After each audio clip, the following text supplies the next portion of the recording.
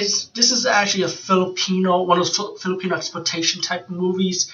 You know how countries go to Philippines to shot the movie cheaper for a cheaper price, cheaper budget, and you can do that in the Philippines. They even got a documentary about it. I forgot the name of the documentary, but it's actually on Netflix for streaming. It has Roger Corman in it also. Anyway, normally we have Italian exploitation movies. We explore like post-apocalypse movie, western, war movies, horror movies. Well, in the country of the Philippines, they do the same thing also. Well, this is a action movie done in the Philippines, and it's kind of spliced. It's spliced between two movies.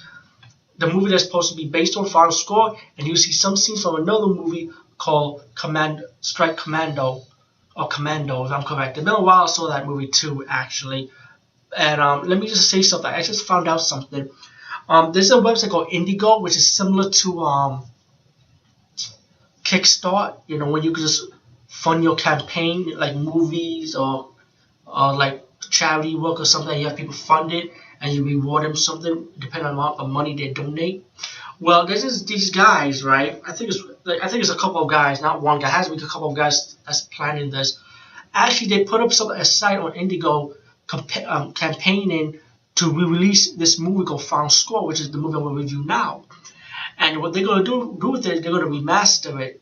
So let me just say, I'll post a link below this description, and I wish them a lot of luck, because I know when there's a movie that you like and it never had like a real DVD release, you kind of like passionate, and that's what these guys are doing. They are very passionate.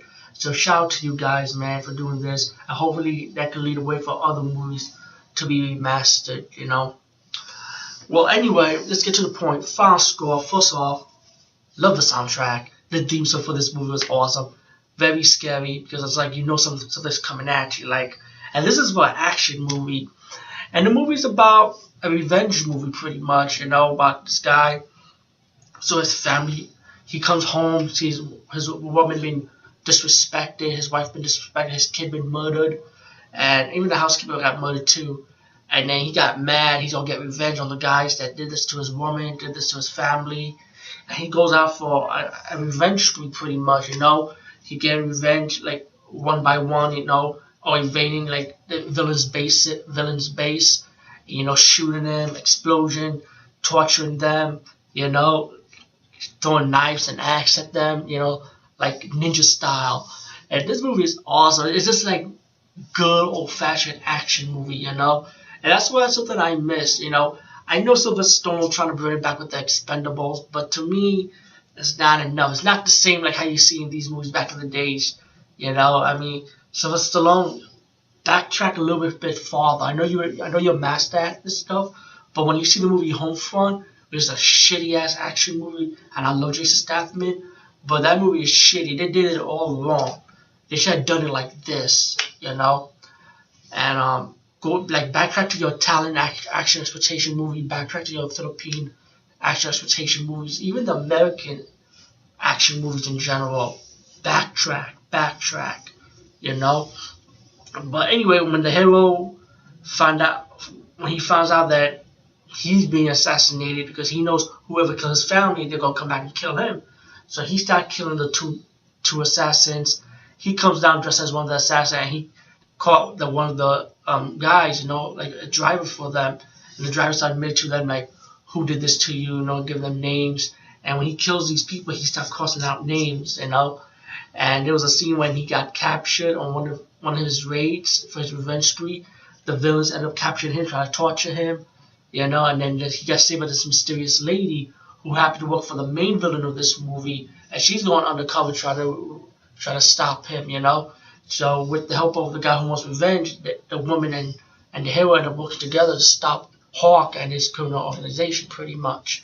And as the movie develops, with more action and more axe kicking, and the woman that helps him out end up dying, and then he decided, you know what, I gotta continue my revenge spree pretty much, go after the main villain. And then he goes to his home base, start invading his home with his motorcycle, gun, and the main villain was making out, he's killing his own people too. He killed one of the secretaries for no reason. I guess he killed her because she disturbed him while having sex with his hot chick. So the main villain got mad, he started shooting his own secretary, and then crashes through the window, the hero comes in, and you start fighting for the main villain in a one-on-one battle, And the one-on-one battle, that's how you do an action scene when you have a hero versus a main villain. Something that stupid movie Homefront did right at all. But anyway, they start fighting.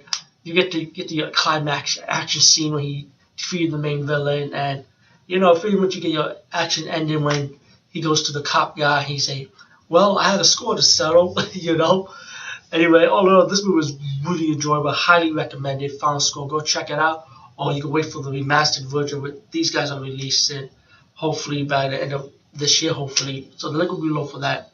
Below for that information. Anyway, peace, guys.